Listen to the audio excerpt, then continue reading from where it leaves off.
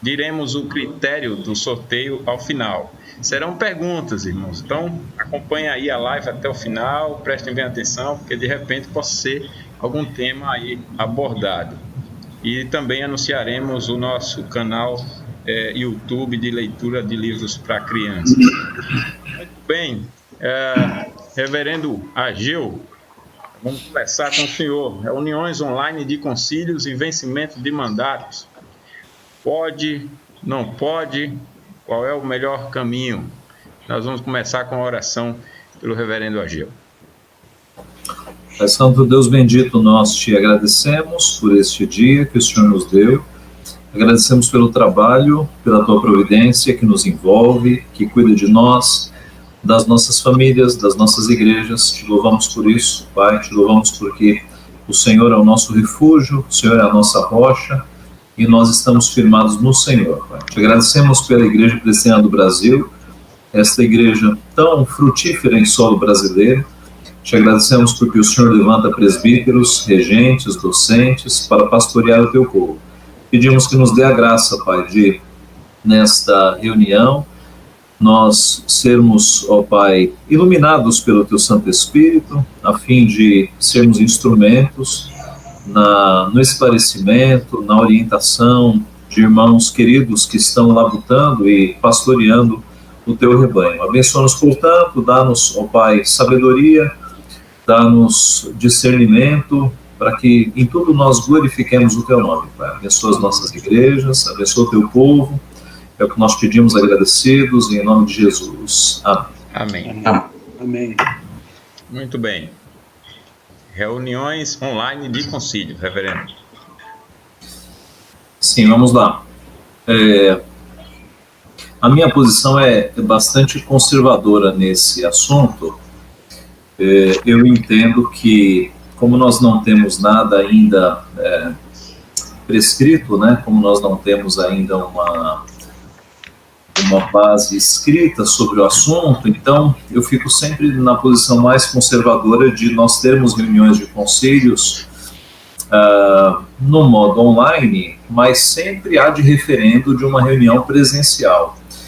Eu diria até o seguinte, como nós não temos notícia de lockdown em cidades brasileiras, pelo menos eu posso estar mal informado, né? Mas eu diria que se na tua cidade ainda não há uma proibição de sair de casa e há assuntos urgentes para serem tratados no conselho e no presbitério e talvez no sínodo, valeria a pena a reunião presencial, guardando-se aí todas as providências, né, num espaço amplo, quem sabe escolher, no caso de sínodo e presbitério, a igreja mais espaçosa, para que todos com máscaras e álcool gel pudessem fazer a reunião, guardando todas as medidas de segurança. E no caso do conselho, eu também recomendaria que, se é um assunto urgente, que se faça a reunião do conselho, quem sabe no salão social da igreja. Se a igreja for muito pequena, faça fora da igreja, faça num ambiente amplo, né, para que as decisões mais urgentes sejam tomadas e assim não haja nenhum prejuízo administrativo para a igreja. No caso de um lockdown, de não poder sair de casa mesmo, a recomendação minha seria a reunião online, né, videoconferência. Você tem aí o Zoom, o Meet e outras ferramentas, mas na minha visão há de referendo de uma reunião presencial. Tá? Essa é a minha percepção até agora, mas eu sei que temos colegas doutos aí que podem nos dar mais luzes também. Muito bem. Presbítero Jorge. Boa noite a todos os irmãos e a todos que nos ouvem e nos veem apenas por essa telinha aqui. É um prazer muito grande poder tratar desse assunto com as devidas cautelas, bem verdade. Eu preciso confessar que sou um pouquinho mais vanguardista do que o reverendo Ageu, mas não é simplesmente por nenhum arrobo, é por conta de uma compreensão jurídica que eu tenho no tema. Eu acho que se a gente considerar situações como o lockdown, a única que pode impedir uma reunião presencial, a gente termina não atendendo à finalidade, né, ao propósito do isolamento. O isolamento em si, ele tem uma finalidade. E o que eu preciso dizer é que a reunião telepresencial é uma realidade no mundo inteiro. Eu precisava encontrar uma justificativa para não ter reunião no âmbito da igreja e dos concílios. Por que eu digo da igreja e dos concílios? Porque a igreja também tem sua reunião, e tem o caráter civil, né, que é a Assembleia. E os concílios, Conselho, Presbitério, Sínodo, Comissão Executiva, Supremo Concílio. É claro que esses dois últimos, talvez seja mais difícil fazer. Eu precisava ter uma justificativa, porque nós vivemos uma realidade em que o Supremo Tribunal Federal faz sessões assim, os tribunais superiores fazem sessões assim, os tribunais de justiça dos estados, os tribunais regionais do trabalho, os tribunais regionais federais, as varas do trabalho. A gente vai analisando outro ambiente que exige segurança jurídica. E eu fico pensando, por que os crentes, né, que são pessoas que se conhecem, pessoas tementes a Deus, pessoas que primam pela verdade, vão abrir mão de uma ferramenta que pode dar segurança para a realização da reunião, né? Eu acho que, se você disser uma reunião de oração para poder abraçar o irmão tem que ser presencial, e olha que muitas têm sido telepresencial, até faria, assim, um sentido.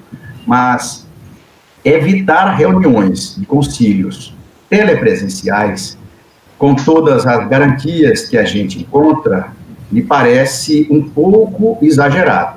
Em relação à omissão, e é isso que é importante, toda norma traz alguma omissão. A gente vive o tempo todo em conselhos, em presbitérios, sínodos, na CE, no Supremo Concílio. Há até um artigo na Constituição que diz que, quando não há nenhuma matéria, a gente tem que decidir e encaminhar ao Conselho Superior. Então, as omissões precisam ser supridas.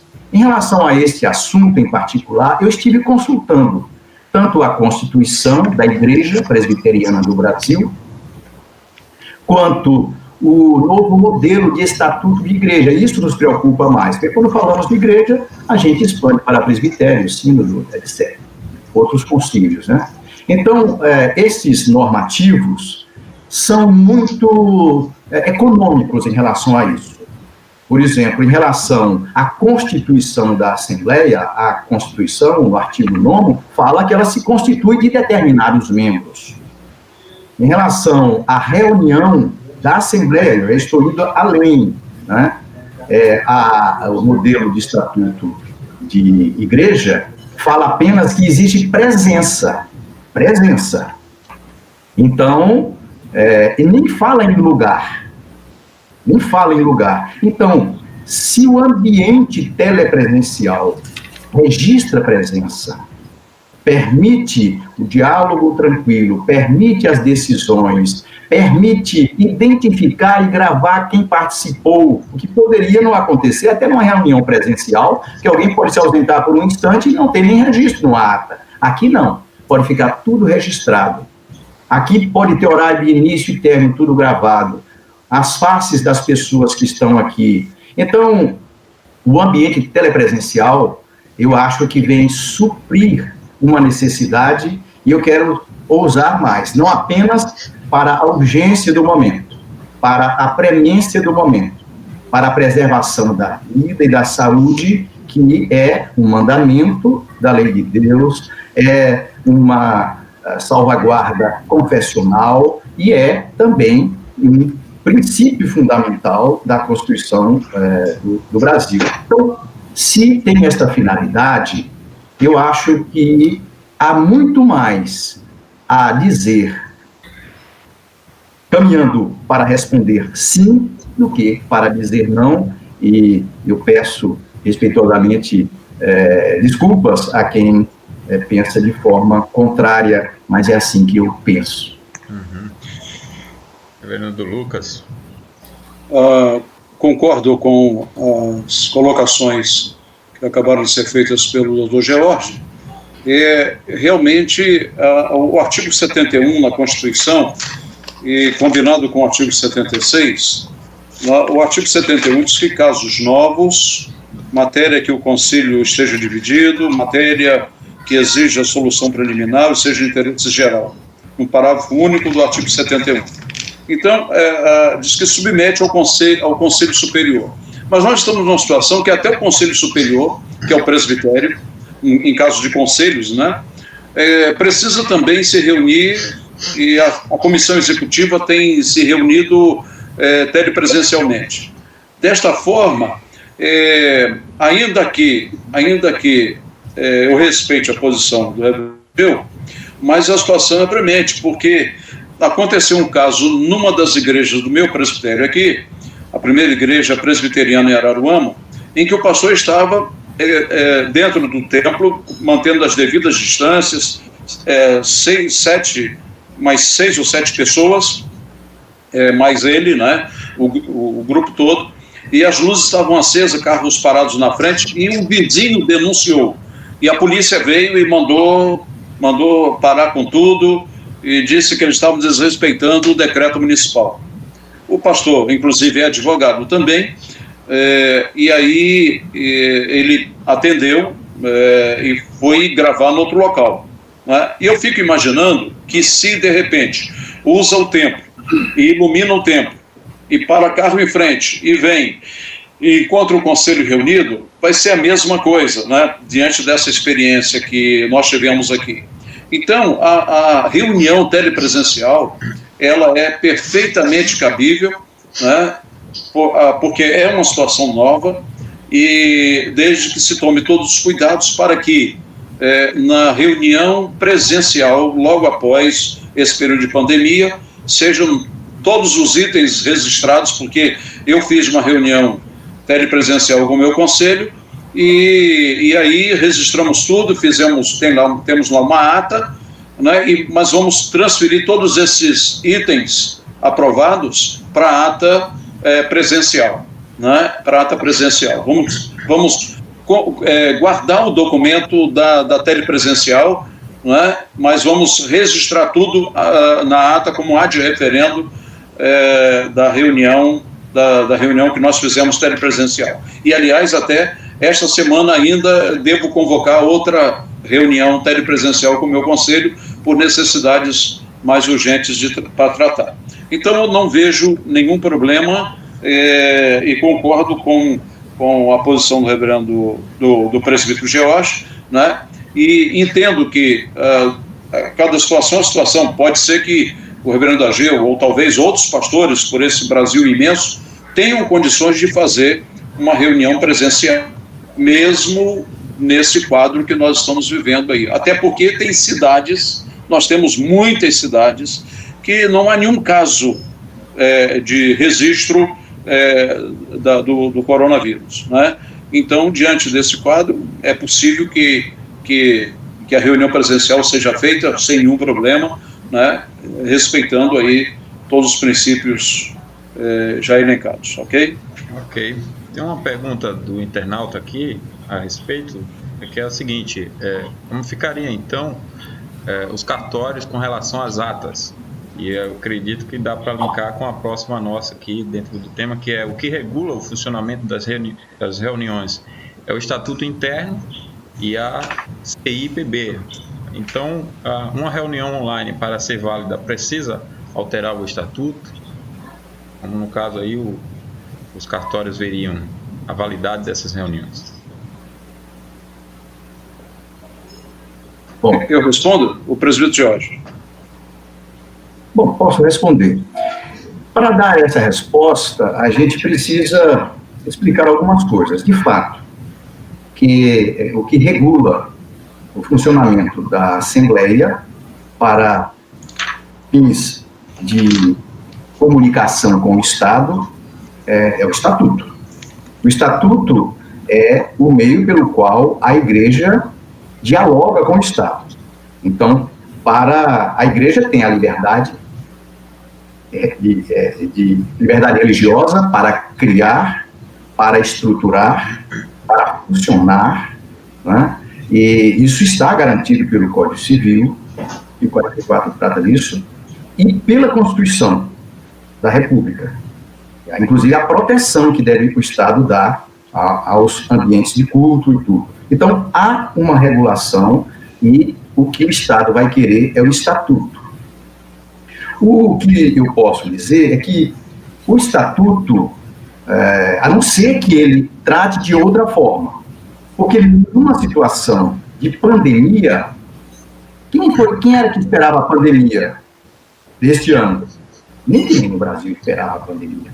Então, nem o cartório esperava a pandemia. A igreja não esperava a pandemia. Né? Ninguém esperava a pandemia.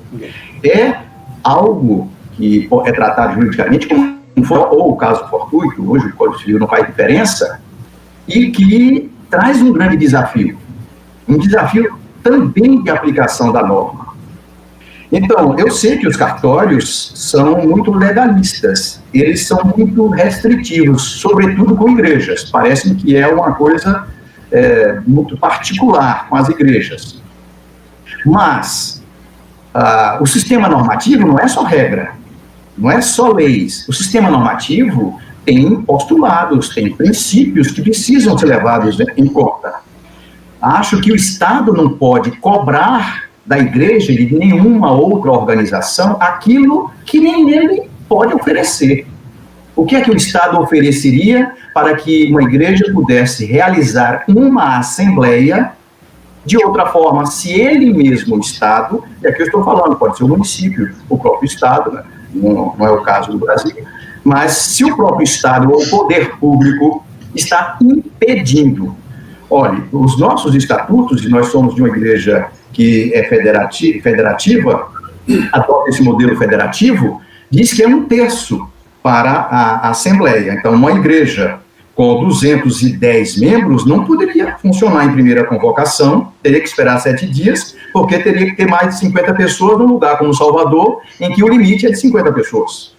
Então, se o Estado inviabiliza o funcionamento e depois cobra, porque outras coisas poderão deixar de ser feitas, tributos poderão deixar de ser pagos, compromissos sociais poderão deixar de ser feitos, que o pastor pode não poder mais assinar, não terá mais um conselho, tudo isso pode acontecer. Então, as dificuldades são tão grandes que eu ouso dizer que se todas as cautelas forem adotadas para registro de presença, mesmo telepresencial, com identificação das pessoas, aliás, telepresencialmente talvez seja muito mais fácil, uma convocação toda disciplinada na ata do conselho, com o esclarecimento do que é feito daquela maneira,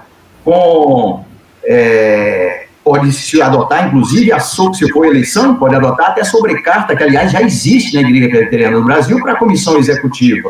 Então, há várias alternativas que, se adotadas dentro dos nossos normativos, suprindo a ausência deles, né? Eu acabei de citar o Estatuto da Igreja. Ele não diz, ele diz que registra presença.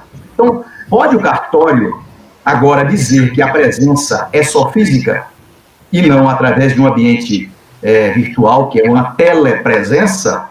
O cartório, então, vai interpretar.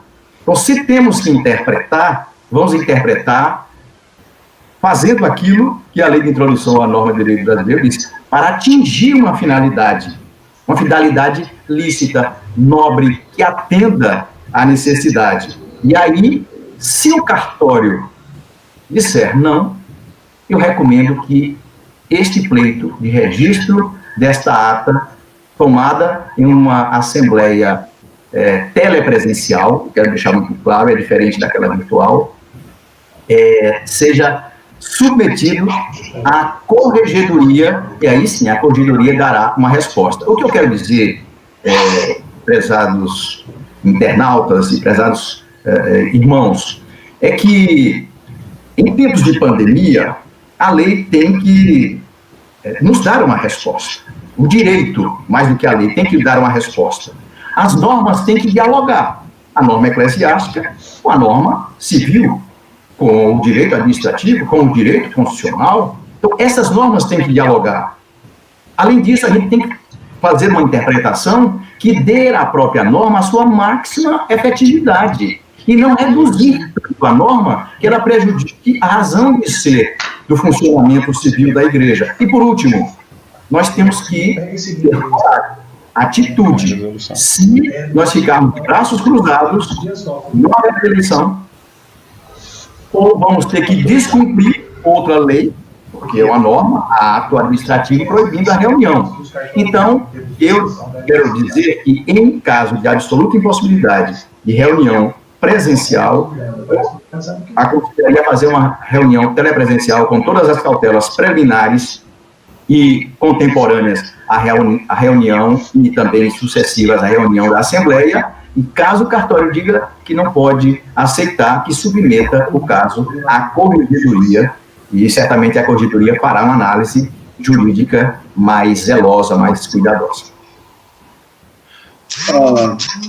Interessante esta colocação do presbítero George, porque eu quero fazer algumas ponderações a respeito disso aí. Primeiro, vamos à questão das necessidades. Normalmente, o registro de atas, ou a averbação de atas no cartório, acontece com a eleição pastoral e com a eleição do conselho, ou com a eleição da CE do presbitério, que é em RO, né? A eleição normal de presbítero e diácono, né, ela pode ser dentro desse aspecto colocado aí pelo presbítero George, no sentido de que ela pode ser telepresencial ou com a carta voto, e nós temos esses meios e poderemos utilizar.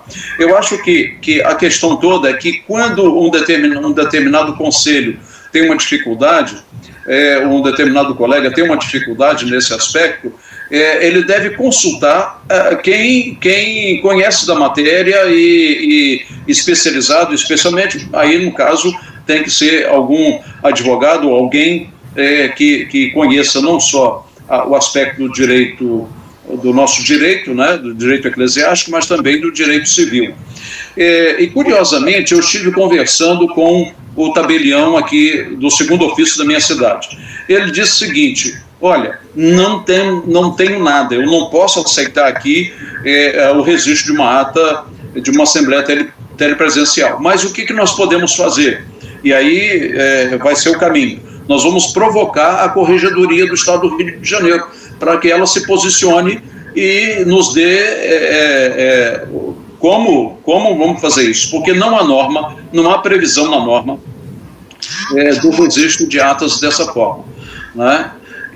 Então, irmãos, é o que o presbítero Jorge acabou de colocar. O Estado precisa ser provocado para dizer, olha, vocês devem fazer assim, vocês podem fazer assim, eles vão normatizar para a gente, porque todos foram pegos de surpresa com a pandemia, e aí esses casos ocorrem. Agora, veja bem, se você vai fazer uma eleição de diácono, de presbítero que está findando o mandato, você pode fazer por carta-voto, você pode estabelecer que durante o dia a igreja vai ficar aberta, o salão, por exemplo, o salão social, o lugar mais amplo, né? E ali duas equipes se revezando com bastante cuidado e tal, que eles vão lá e votam, sabe quem são os candidatos, etc., são apresentados, né? A igreja já foi preparada para essa votação, então eu creio que pode realizar desta forma, porque essa ata não vai para registro. Essa ata vai ser uma ata de assembleia que vai ficar lá dentro. Agora, se é eleição pastoral, se é eleição de diretoria de conselho, né, o cartório chama de diretoria, né, se é eleição no conselho, ou se é eleição na comissão executiva do presbitério, né, que esse ano não é este ano, só o ano que vem.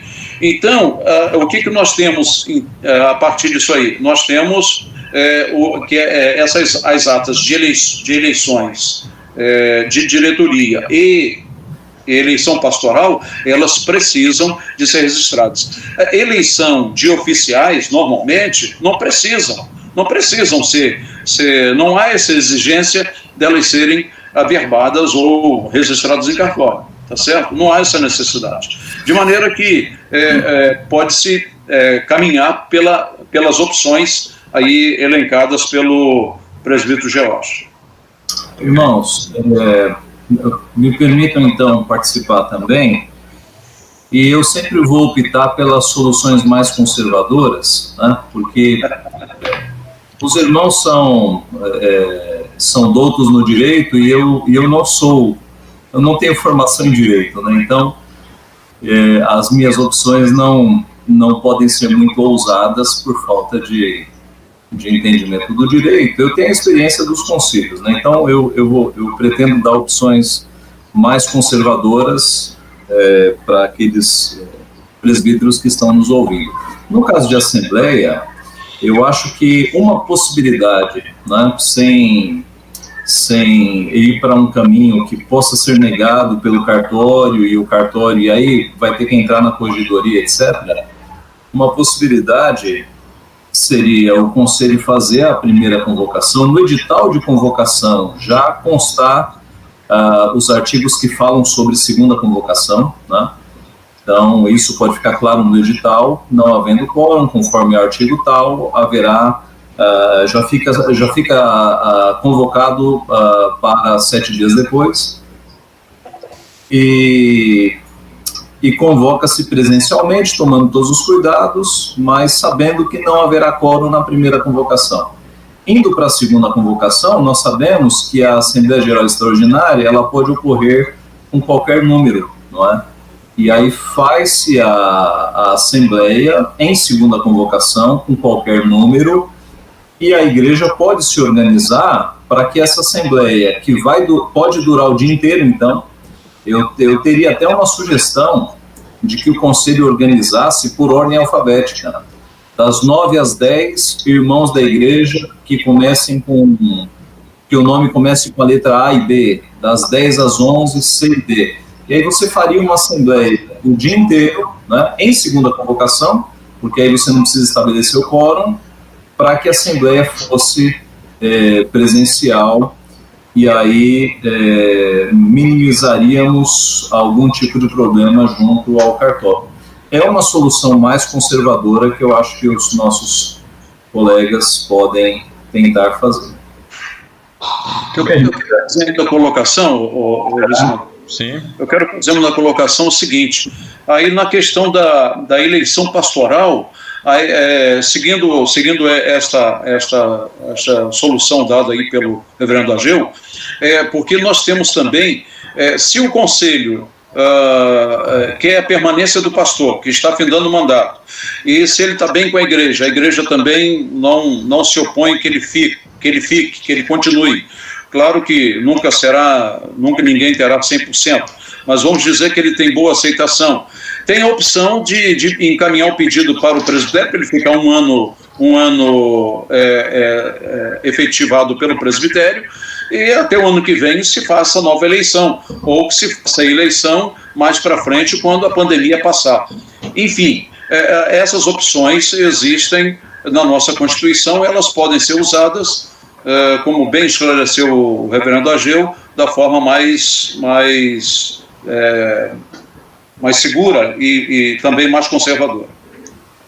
Muito bem. Nós temos aqui uma participação do internauta, eu já compartilhei com os irmãos, Regis Miranda. Compartilha aqui a decisão do... É de Goiânia. Bem, ele diz que no início da pandemia, a CNJ determinou que os cartórios recebessem documentos online e fizessem registros online. É isso em Goiás. No estado de Goiás. Muito bem, ele também compartilha o link da decisão. Mandei aí para vocês. Que ótimo.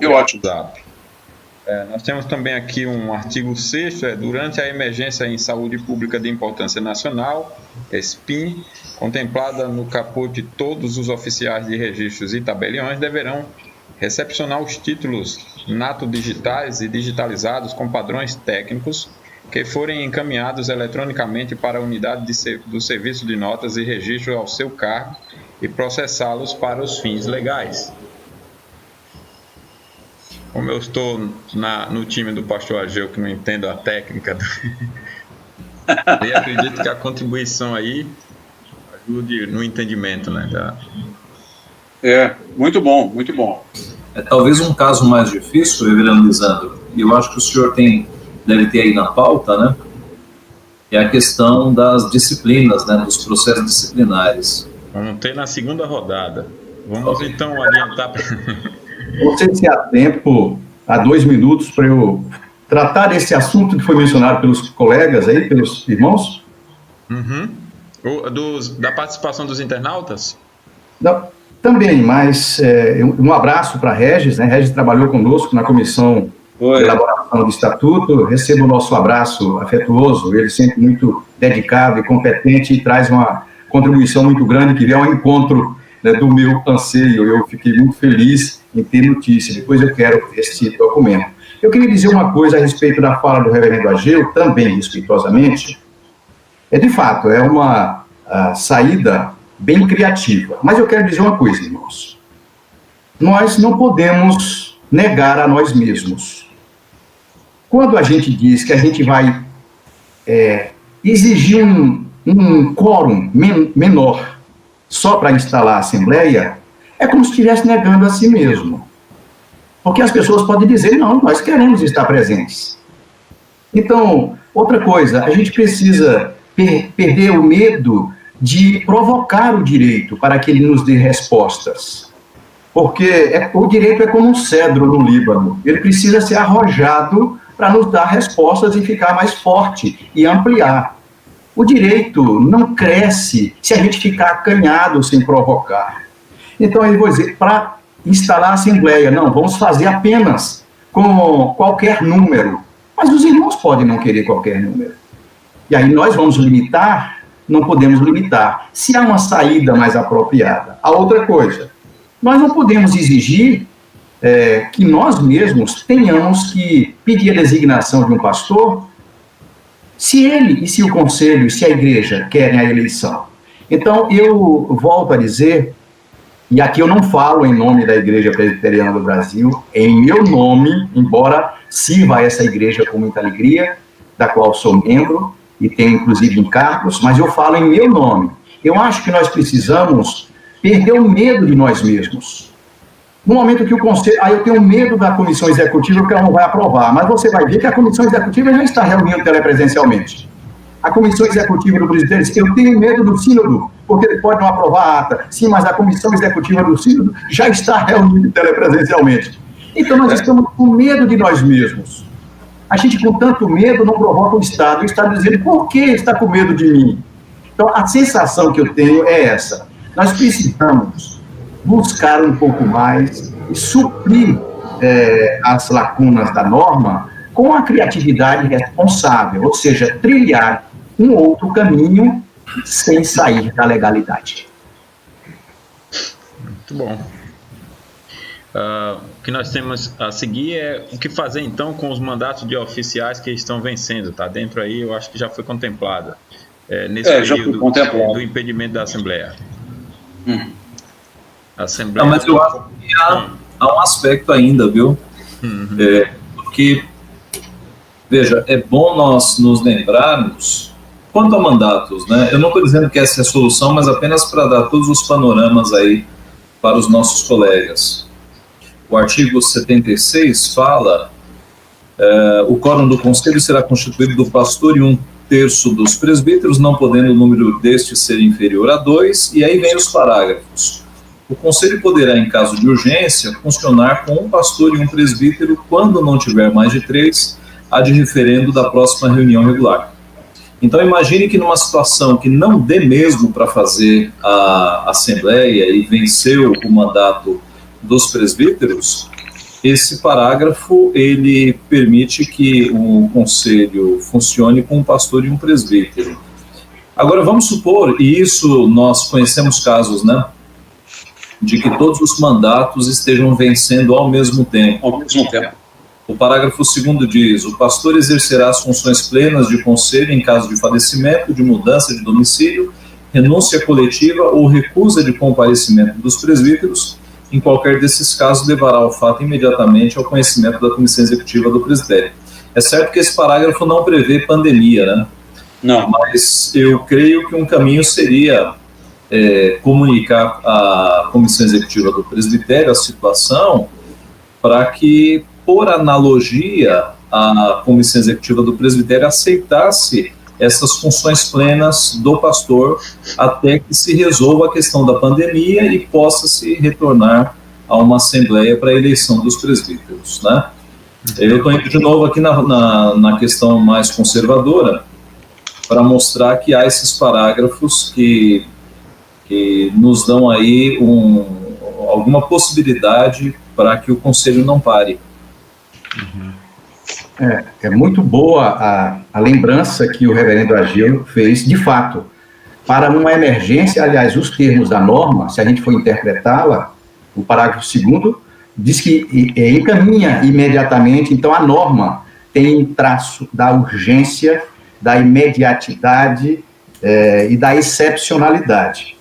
Então, de fato, para você que está nessa situação, é uma alternativa, mas eu queria perguntar a este conselho, que tem 4 presbíteros e todos eles com o mandato vencendo, se ele, o conselho, quer deixar de funcionar, se os presbíteros querem ficar sem mandato, porque há consequências. Um presbítero sem mandato não pode continuar como membro de uma comissão permanente do presbitério. Não pode nenhum concílio ficar com mandato em nenhum concílio. Sem mandato, não. Não pode nem ser secretário executivo e tesoureiro. Então, as consequências, eu volto a dizer, são tão drásticas que eu ainda acho melhor a gente caminhar para construir um caminho com uma pavimentação mais densa. Agora, em caso de urgência, por uma semana, por um mês, a solução é esta aí, eu acho que se aplica a esse caso de pandemia, analogicamente, estes parágrafos mencionados, e particularmente o parágrafo 2º mencionado pelo reverendo Ageu, mas em absoluta excepcionalidade. Eu usaria um termo que eu gosto de usar para esses casos. Em casos de superlativa excepcionalidade. Muito bem. De novo, o Regis Miranda, ele participa aqui dizendo: o reverendo Ageu, mas o poder da comissão executiva é ad referendo do presbitério, logo haveria necessidade de uma RE do presbitério para validar a decisão da CE. Sim, mas enquanto a CE do presbitério não se reunisse, os atos do conselho, plenos poderes para o pastor, poderiam estar acontecendo, porque ele não está agindo, digamos, irresponsavelmente. Ele assume as funções de plenos poderes, né, e comunica ao seu presbitério. Entendo que fica no aguardo, mas ele vai tomando as decisões e comunicando. Ele continua aqui: outra coisa, uma igreja sem presbitério, entendo que a mesma esteja desorganizada. Óbvio que por excepcionalidade, por pouco tempo. Sem presbitério não, sem presbítero. Só completando minha palavra, o pastor exercerá as funções e levará ao conhecimento. Veja, eu não preciso da comissão executiva aprovar para que eu exerça as funções, entendeu? Agora, só abrindo um parênteses, irmãos, quem sabe fique uma boa lição para os conselhos de não deixar 4 mandatos ao mesmo tempo, né? Alternar os mandatos, porque instalação, organização de igreja não há como, né? Entendi. Se for uma igreja nova, né? Agora, se for uma igreja com mais idade, eles podem trabalhar para alternar esses mandatos, né? Vamos estar falando sobre prorrogar os mandatos dos políticos com base no 71. Nós temos aqui um outro internauta propondo a prorrogação dos mandatos com base no 71. Eu acho que até já, em parte, apontado alguma coisa pelo reverendo Ageu, mas não falando de prorrogação do mandato, isso mesmo? A ideia seria a prorrogação de mandatos com base no 71. Eu posso contribuir, irmãos? Uhum. Deixa eu dizer uma coisa. Mandato de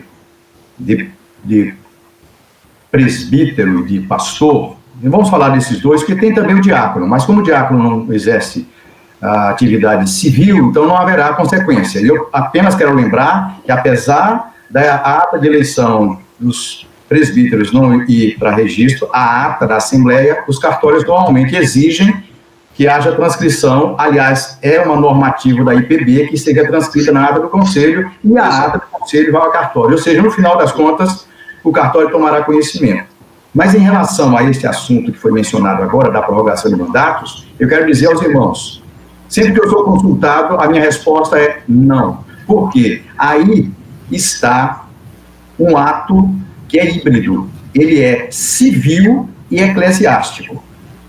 Então, do ponto de vista civil, aí os nossos normativos são expressos. E quando eu mencionei que a presença ganharia um sentido amplo pela dinâmica do direito, eu mencionei que a Assembleia se constitui de determinados membros. E tanto a Constituição da Igreja Presbiteriana do Brasil quanto o Estatuto diz que a competência para definir mandato, para eleger, ou seja, confirmar o mandato, é da Assembleia Geral. Portanto, o Conselho não poderá, a Comissão Executiva do Presbitério não poderá prorrogar mandato de presbítero. Porque a competência, aí ela é exclusiva. Privativa da Assembleia. Então não pode prorrogar.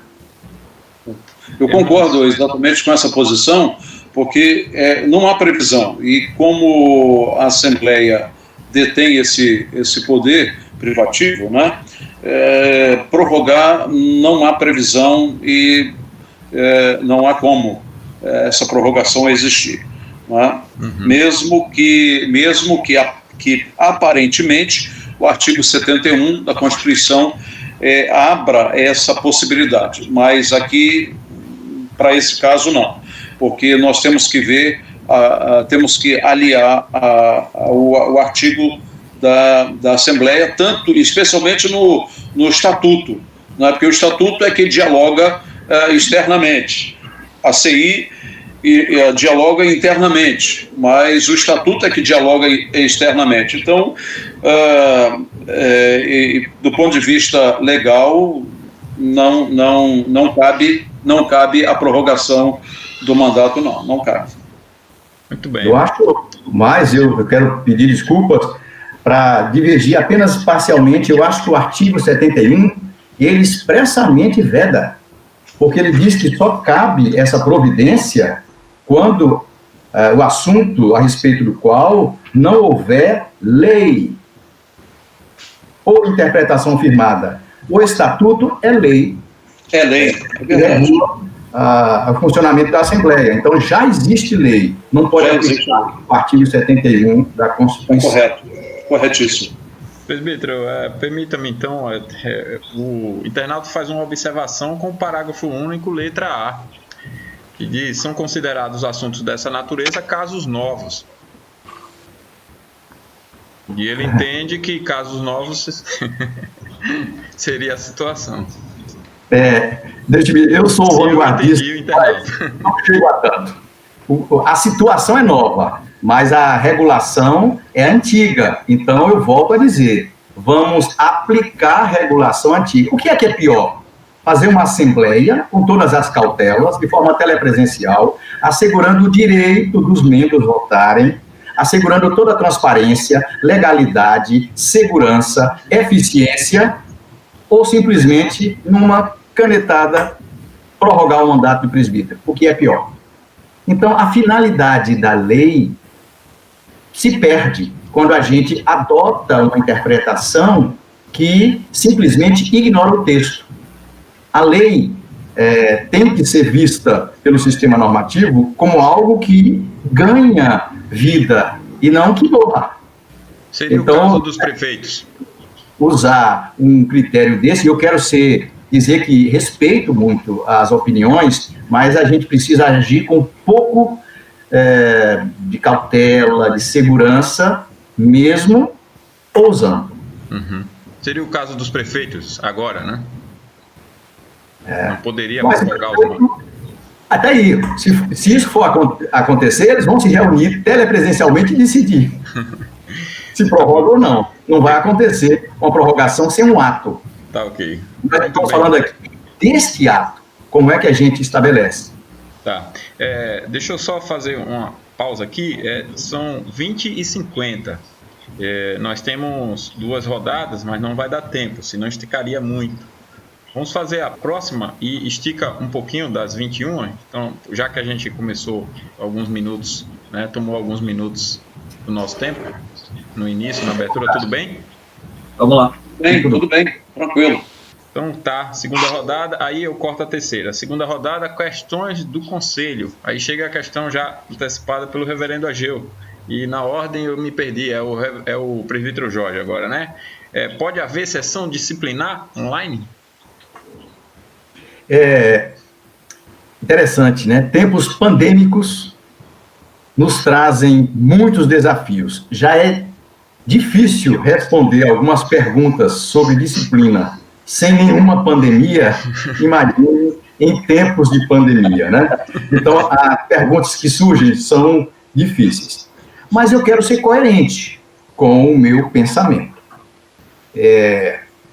Qual é a diferença que há na reunião? Estamos falando de servos de Deus que fazem tudo de acordo com a palavra de Deus, de acordo com os nossos símbolos de fé, de acordo com a nossa Constituição, de acordo com os nossos normativos. Nós temos tudo isso como leito, e é por esse leito que o rio das nossas ideias, decisões e resoluções está fluindo. Se nós pensamos desta maneira, a diferença que há entre um e outro está no motivo da reunião. Na reunião em si, não. Agora, qual é a diferença? Quase todas as reuniões do conselho, vamos falar do conselho analisando as coisas do ponto de vista mais administrativo, que também é espiritual, mas mais administrativo, para fazer diferença apenas, né? Eu não quero ser dogmático, mas há essa diferença, o que é a maioria das reuniões. Talvez você passe o ano inteiro e só decida outras coisas, ou litúrgicas, o que também envolve uma prerrogativa e pouco você trata, outras questões administrativas no conselho. A diferença é essa. No caso do tribunal, você lida com condutas, lida com disciplina, lida com prazos, lida com contraditório, aí faz uma diferença. Então, no conselho, você não tem alguém denunciando ou sendo denunciado para a reunião do conselho como um órgão administrativo. No tribunal é isso que acontece. A diferença está aí. Se houver possibilidade, e aí eu vou usar o mesmo pensamento que a gente adota aqui fora, né, secularmente. Se houver o consentimento, a aceitação, a declaração de que a pessoa está apta a usar uma ferramenta, né, a adotar um meio telemático que possa permitir que a gente veja, ouça, fale e trate, eu acho que é possível, desde que assegure plenamente o contraditório, e que a pessoa esteja ciente, né? Por exemplo, um pedido de restauração, que, como a Constituição, o Código de Disciplina diz que o Conselho pode, ao analisar, aumentar a pena, o Tribunal, então é uma atividade judicial no âmbito da Igreja. Nesse caso aí, uma pessoa pode pedir restauração, e aí diz o tribunal, não podemos funcionar de forma telepresencial. A pessoa vai ficar sem ser restaurada por isso? Então, se o tribunal pode funcionar para apreciar pedido de restauração, que é também sério, porque pode, inclusive, aumentar a pena, que diz o artigo 134 do Código de Disciplina, ele vai poder também funcionar para receber uma queixa ou denúncia, processar, desde que seja respeitado o contraditório, a ampla defesa e que nenhum direito das partes e dos juízes do tribunal seja violado. Eu acho que nessas condições, com todas essas cautelas, é possível funcionamento, inclusive, do tribunal. Bem. A minha posição em relação ao tribunal telepresencial, eu tenho uma resistência e vou caminhar aí pelo lado do conservadorismo do reverendo Ageu.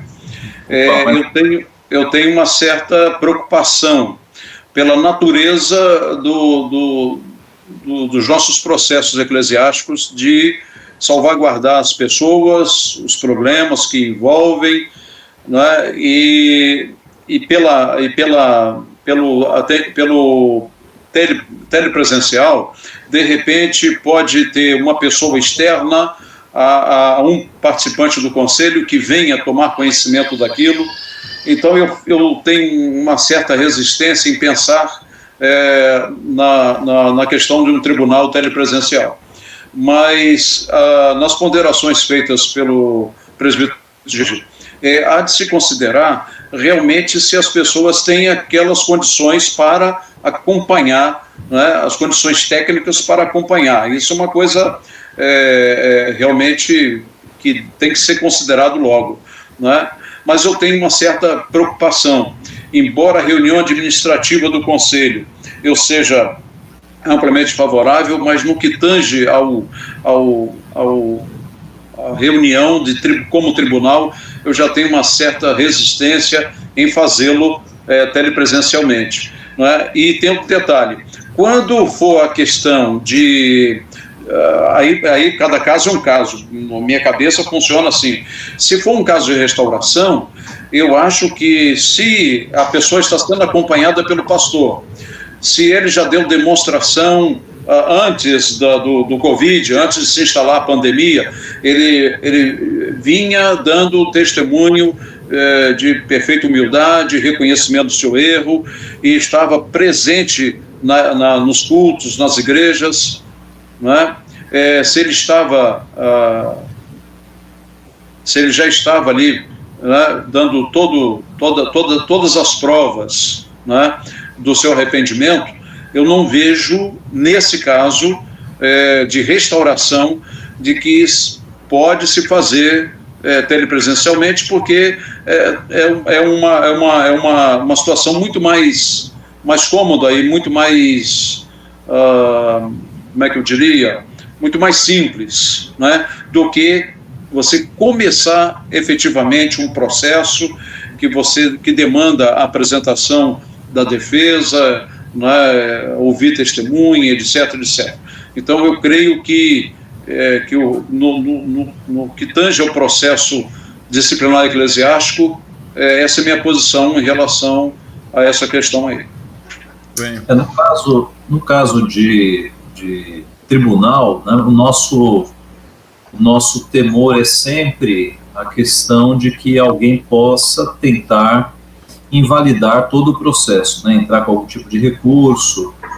Mas aí eu pergunto para o presbítero George se o fato de o réu concordar em comparecer, né, e as testemunhas concordarem, se isso já não seria, digamos, essa aceitação, um elemento para que ele não pudesse depois entrar com um tipo de recurso quanto à forma.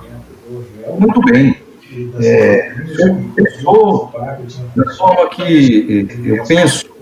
Eu acho que quando não há motivo para a unidade, a arguição dela é leviana.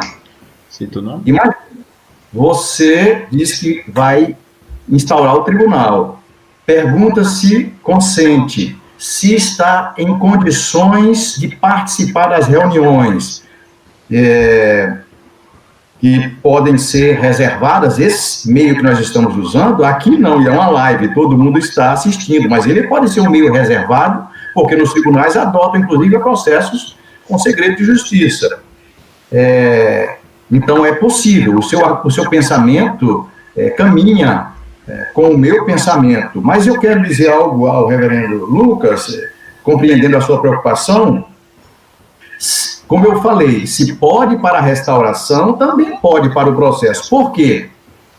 Pode ser que aquele que está sendo restaurado, seja restaurado após cumprir uma disciplina cuja sanção foi velada.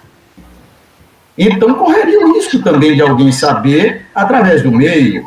Então, se tem que ter cuidado com alguns que pedem restauração, que sofreram disciplina velada, e pode funcionar o tribunal com estes, eu não vejo por que não funcionar com outros. Agora, sempre dizendo, é necessário que haja a concordância das partes, dos seus defensores, é necessário que os juízes do tribunal estejam aptos. Pode ser que tenha juiz que não esteja apto a usar essa ferramenta. Mas eu quero citar um ponto delicadíssimo. Como vai agir o Conselho da Igreja se alguém chega com e diz que tem uma denúncia e está faltando um dia para prescrever? Então, ele simplesmente vai deixar de receber, porque para receber a denúncia, o pastor não pode fazer isso sozinho. Está aí uma coisa que ele não pode fazer. Vai ter que ir ao conselho. Como conselho, com um ato, a admissibilidade é o conselho, não é o tribunal.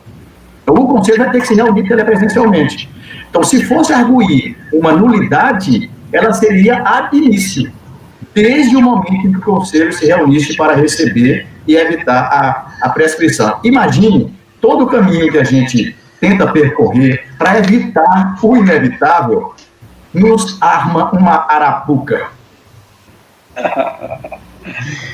Irmãos, perguntas técnicas, temos mais duas para encerrar essa rodada, porque a terceira eu acredito ser teológica pastoral. Então as duas são: como se dá a transferência de membro nesse período e eleição emergencial de tesoureiro. Quem vai na sequência é o reverendo Lucas. Bom, o emergencial de tesoureiro é a situação da reunião que a ata precisa ser averbada, você precisa ser registrada no cartório, né, para que vá ao banco e o banco altere a titularidade do tesoureiro, de quem assina pela igreja, né, seja ele o pastor ou seja ele sozinho, enfim, então há necessidade dessa ata ser averbada. E aí entra a questão que nós já discutimos lá atrás sobre as atas telepresencial, as reuniões telepresenciais, né, que devem ser feitas e levadas ao cartório, e a questão ser, então, pedido ao poder público que resolva o assunto, né, que normatize para que a igreja possa ter garantido o seu direito do registro daquela ata de conselho, eleição do tesoureiro, que ocorre no âmbito do conselho da igreja, esta eleição. Muito bem. Para ganhar tempo, vamos fazer um para cada. Então, volta para o reverendo Ageu, a questão da transferência de membros. Transferência de membros. Olha, opção conservadora é o conselho se reunir com máscaras, com álcool gel, distância de 3 metros, um por um, e pronto. E concede-se a transferência, faz uma reunião de 5 minutos e aprova-se. Essa é a opção conservadora. Agora, se a coisa apertar, né, e der um lockdown mesmo, aí faz uma reunião clandestina, né? Todo mundo vai lá. ou a opção que os colegas deram, né, de uma reunião online. Veja só, uma reunião por videoconferência, mesmo que seja com atos para serem referendados depois, ela já pode, eu diria que já daria para expedir essa carta de transferência, né? Porque não há nenhum prejuízo. Dificilmente o conselho presencial lá na frente vai invalidar esse ato, né? Então, eu acho que carta de transferência é um assunto bem tranquilo, bem pacífico. Eu posso ajudar aqui com uma experiência. Na reunião telepresencial que eu fiz com o Conselho, concedemos 2 cartas de transferência, entendeu? E eu mandei por e-mail o secretário, né? E com assinatura digital, e o Conselho lá já recebeu, também reunido telepresencial, já receberam os membros, que vai fazer uma recepção quando voltar a ter o culto normal, né, apenas para constar para a comunidade que eles estão agora como membros efetivos da igreja, mas já estão registrados na ata do Conselho, né, na reunião telepresencial, a recepção deles através da carta que nós enviamos. Muito bem. Vamos para a última, então, irmãos, em função do tempo. Tem um internauta aqui, o Robério, ele está comentando que o presbítero George é o mais progressista da mesa. A pergunta é a seguinte, irmãos. Aí os irmãos escolhem quem vai querer responder. Qual o melhor caminho para a arrecadação de dízimos e ofertas? Eu entendo que é justamente pelo entendimento de que dízimo é ato de culto. Como é que fica agora a orientação? Por isso que eu entendi que é mais bíblica pastoral. E aí? Quem escolhe? Reverendo Ageu, que costuma... Começou, é bom que ele comece a responder essa aí. Puxa vida, eu tinha esperança que o homem que lida mais com dinheiro chamasse para si, mas... Olha só, eu creio que não há dificuldade de os membros fazerem a transferência para a conta da igreja. Eu acho que não há dificuldade, né? É uma marca da igreja presbiteriana nós não ficarmos falando em dinheiro, né? Nós somos muito discretos quanto a isso, e tem que ser isso mesmo, né? Porque nós vivemos no meio evangélico em que essa teologia da prosperidade fica pedindo dinheiro para as pessoas. Então eu acho que nesse momento a gente tem que manter a discrição, e aqueles membros que perguntarem, nós anunciamos muito, né, discretamente, os dízimos podem ser feitos nessa conta, as ofertas. Eu acho que a discrição nesses assuntos financeiros, ela é muito necessária no meio presbiteriano, e é assim que a gente tem agido, né? E Deus tem sustentado as suas igrejas. Graças a Deus nós não somos como essas igrejas que tem que ficar abertas 24 horas por dia, fazendo campanhas e correntes de dinheiro, né? Graças a Deus, os nossos templos estão fechados, mas a igreja continua firme e forte, né? O povo está sendo pastoreado, está sendo alimentado. Então esse aspecto aí do sustento, da manutenção das igrejas, Deus tem provido, Deus tem nos sustentado. Bem. Eu quero adicionar uma experiência também que tivemos nesse período, né? Foi que as transferências aconteceram, mas alguns irmãos tinham dificuldade, né? E aí eles perguntaram pelo zap, o zap do grupo da igreja, perguntaram como é que fariam, né? E aí o tesoureiro me consultou, eu disse, bom, então vamos fazer o seguinte, quando estivermos online, né, eu vou te dar um momento para você dar uma palavra, e você vai dizer, olha, irmão, se você deseja que passe na sua casa e pegue a importância, né, o seu envelope, registre, e assim foi feito. Um grupo não muito grande, menos de 10% da membresia, né, varia entre 80 a 100 pessoas, né? Então uma faixa de 10%. Já os 90%, eles transferem direto para a conta. Então isso temos feito, vamos continuar fazendo até que volte tudo à normalidade, né? Sem problemas nenhum. Não falamos em dinheiro na hora do culto online, não fazemos, apenas demos essa orientação, e ela bastou para que nós mantivéssemos a arrecadação normalíssima. Uhum. Okay. Irmãos, eu vou ser rápido.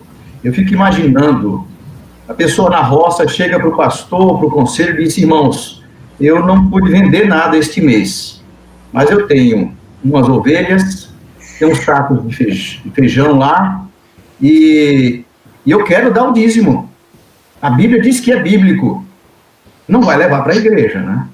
A ovelha e o feijão. E vai deixar de contribuir? Não vai.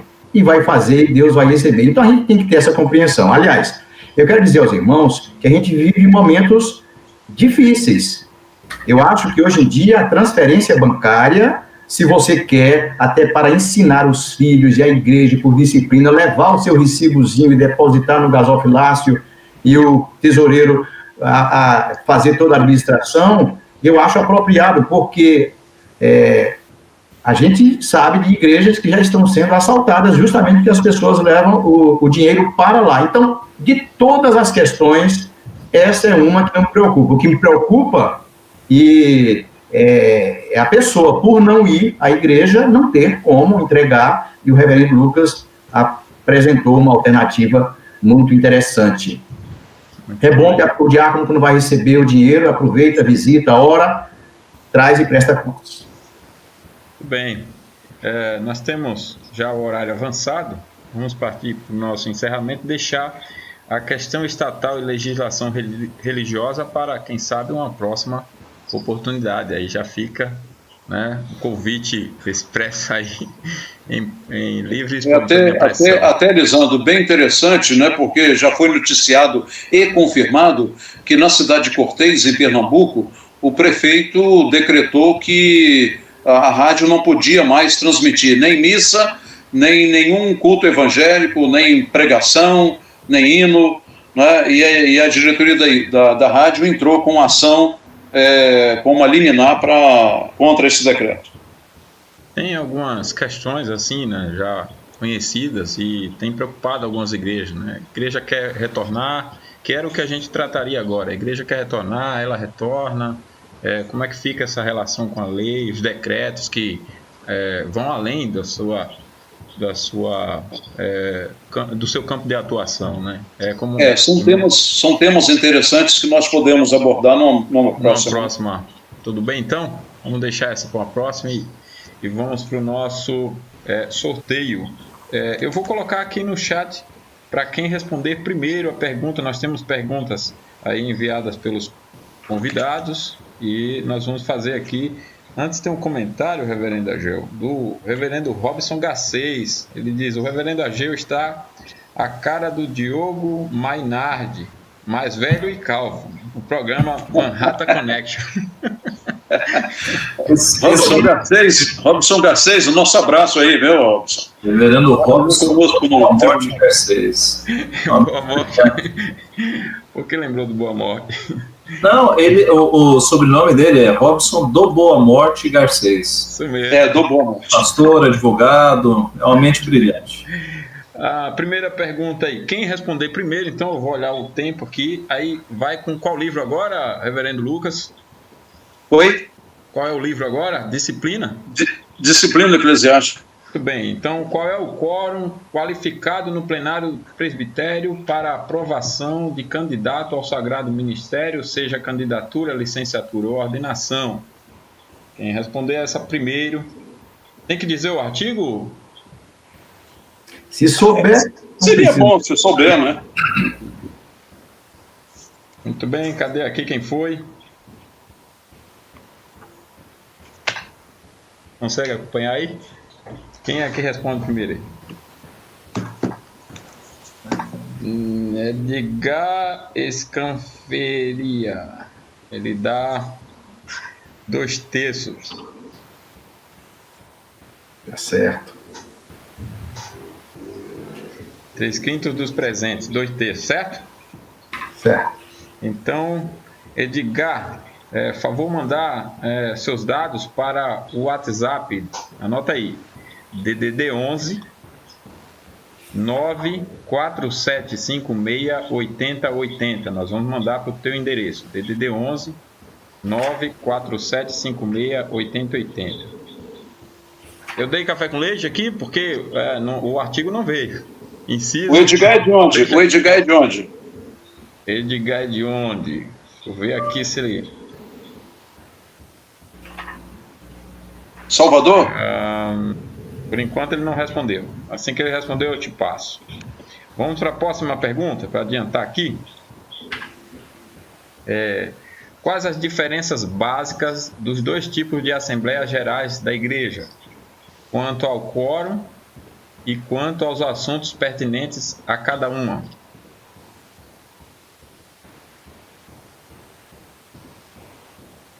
Quanto ao quórum e quanto aos assuntos pertinentes a cada um. Vamos ver quem vai primeiro. É o segundo de Código de Disciplina, certo? Disciplina Eclesiástica na IPB. Chegou aí? Não, pode ser um de gestão agora. Então, vamos lá. Mas pode eu já ser citei a pergunta, então agora... Porque isso é tratado, inclusive, no livro da Gestão Eclesiástica. Vou na pegadinha, reverendo Lucas?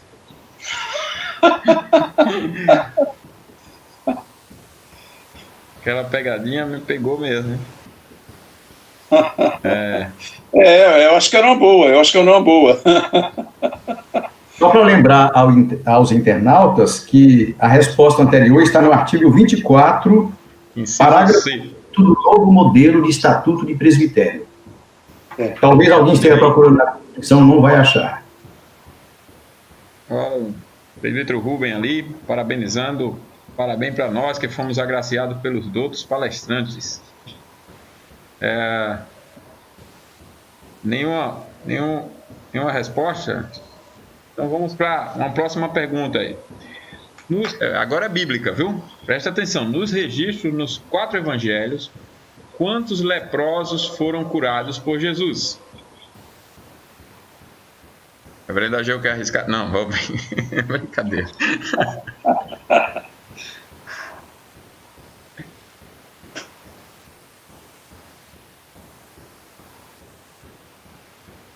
Uma resposta da pergunta anterior, agora já não pode mais?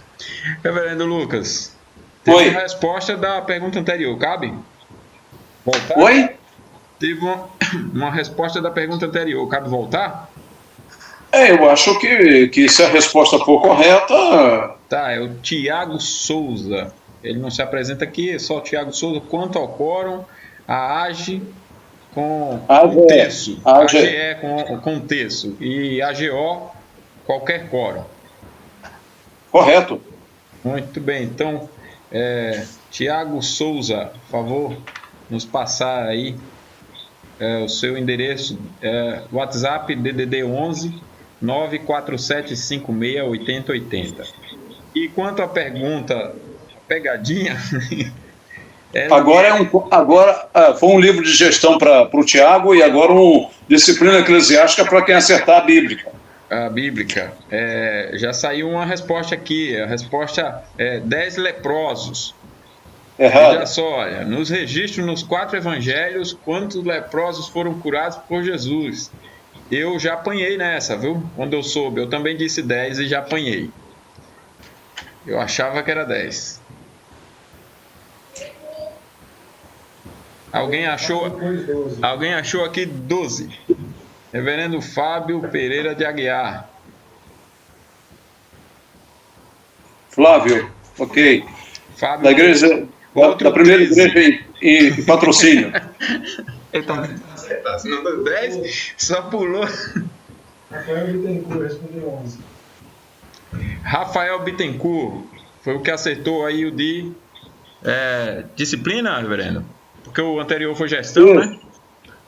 O anterior, o Tiago ganhou gestão eclesiástica e quem acertar essa, disciplina eclesiástica. Então vai para o Rafael Bittencourt. Por favor, nos passar aí o endereço também para o WhatsApp anunciado, DDD 11 94756 8080. E a última pergunta, vamos no café com leite novamente? Quantas igrejas são necessárias, no mínimo, para a organização de um presbitério? Murilo, 4. Murilo Kamal. Anota aí, Murilo Kamal. Muito bem, meus irmãos. Nós temos agora as considerações finais dos convidados. agradecemos a todos, agradecemos também aos ilustres palestrantes, agradecemos ao reverendo Márcio Alonso por nos conceder aqui equipamento e espaço. Nós tivemos aí problema na semana passada, problema técnico, e em função disso tivemos que suspender. Então, entramos em contato com o reverendo Márcio Alonso, que também solicitou ao conselho. Agradecemos ao conselho da igreja, a Igreja Presbiteriana Ebenezer, aqui em São Paulo, no bairro Santana. Agradecemos a todos e rogamos as bênçãos do Senhor sobre a vida de todos. Então vamos lá, considerações finais dos queridos irmãos. Reverendo Ageu, ordem alfabética. Bom, irmãos, foi uma alegria participar dessa conversa. No decorrer destes anos eu tenho aprendido muito com o Dr. George, com o Dr. Lucas. Tem sido uma alegria trabalhar com eles na comissão do Manual Presbiteriano. A gente sempre aprende muito, né? Então foi uma honra para mim participar desse momento e agradecemos a todos que estiveram acompanhando, né? Que tenha sido de fato uma conversa instrutiva para os nossos irmãos que estão aí na luta nos concílios, né? Que Deus abençoe a todos ricamente, que nós saímos mais fortes deste período de isolamento. Que Deus nos abençoe. Então. Amém. Eu vou mudar a ordem, porque tem um internauta já querendo saber, reverendo Lucas, onde se consegue o livro. Aí você pode dar o meu número de WhatsApp, porque aí eu passo os dados para ele da editora. É melhor assim. 22 DDD 22 999 muito bem 11 0555. Repetindo, 3 números 9 11 0 3 número 5. Ok? Pronto, coloquei aqui no chat que aí todos conseguem acompanhar. Isso. Muito bem, considerações finais e aí o presbítero Jorge. Sou eu? Reverendo Lucas, considerações finais. Eu quero agradecer primeiramente a Deus, porque eu sempre tenho colocado nas páginas iniciais dos livros, dos 2 livros, o Gestão Eclesiástica e Disciplina Eclesiástica, que eu tenho aprendido muito na convivência com o Dr. George, com o reverendo Ageu, com outros ilustres presbíteros e pastores da IPB, tanto no Tribunal de Recursos, quanto nas comissões do Supremo Concílio, também agora na comissão do Manual, né? Então eu agradeço muito a Deus, veio somar muito para mim, eu repensar sobre a IPB, eu penso constantemente sobre a IPB, amo a igreja que amo de coração e que acabei de completar agora exatamente 48 anos de membro da Igreja Presbiteriana do Brasil. Né? Então, uma alegria muito grande de servir e espero ter ajudado com as colocações, as dúvidas dos internautas, aos quais agradeço imensamente a participação nessa live. Bem. E presbítero Jorge? Bem, irmãos, eu sou grato a Deus pela oportunidade e agradeço a gentileza do convite para participar deste momento tão rico, e a gente aprende também aqui enquanto debate algumas ideias. Tenho aprendido muito também com a convivência com esses irmãos amados, né? E todos os membros da nossa comissão do Manual Presbiteriano, todos eles muito dedicados. Agradeço sempre a confiança. Eu agradeço a confiança da Igreja Presbiteriana do Brasil, que nos dá a oportunidade de servir, enfrentando esses desafios. E quero dizer, explicando o meu posicionamento, que tenho aprendido em relação ao direito. Quando o direito ignora a realidade se vinga do direito. Então não vamos deixar que a realidade se vingue do direito, e vamos fazê-lo direito, de uma forma responsável. E lembrando sempre que nós temos como moldura as Escrituras, temos como referenciais bem plasmados, bem firmes, os nossos símbolos de fé, e como orientação mais próxima de nós, todos os nossos normativos. Portanto, não falamos aqui contra nada que já tenha sido decidido pelos nossos concílios. Apenas estamos debatendo ideias sobre aquilo que ainda poderá, se for da vontade de Deus, vir a ser decidido em tempo talvez breve ou mais longo. Deixo aqui o meu abraço e rogo a Deus que continue abençoando a cada um dos nossos irmãos. Bem, agradecemos a todos e vamos encerrar com a oração. Reverendo Lucas, pode nos representar. Pai Celeste, em nome de Jesus, queremos manifestar nossa gratidão ao Senhor, porque em meio ao isolamento social que estamos enfrentando, o Senhor nos une através da tecnologia e nos aproxima para discutirmos assuntos tão pertinentes à tua obra, que não pode parar, porque o mundo jaz no pecado e carece, ó Deus, das ações da tua igreja, que somos nós. Agradecemos este tempo que o Senhor nos concedeu e rogamos que cada participante seja ricamente abençoado pelo Senhor, cada igreja de cada denominação, especialmente da Igreja Presbiteriana do Brasil, continue crescendo e continue, ó Deus, levando a bandeira do Evangelho a todos os rincões da nossa pátria. Abençoe os missionários, abençoe, ó Deus, o Supremo Concílio, na pessoa do presidente Reverendo Roberto Brasileiro e toda a sua comissão executiva. Abençoe-nos, ó Deus, dá-nos uma noite de descanso, e as lutas do dia seguinte estão debaixo do teu poder, da tua graça, e assim, Pai, nós te agradecemos, orando no precioso nome do Senhor Jesus, aquele que vive e reina eternamente. Amém. Amém. Muito bem, meus irmãos, obrigado mais uma vez.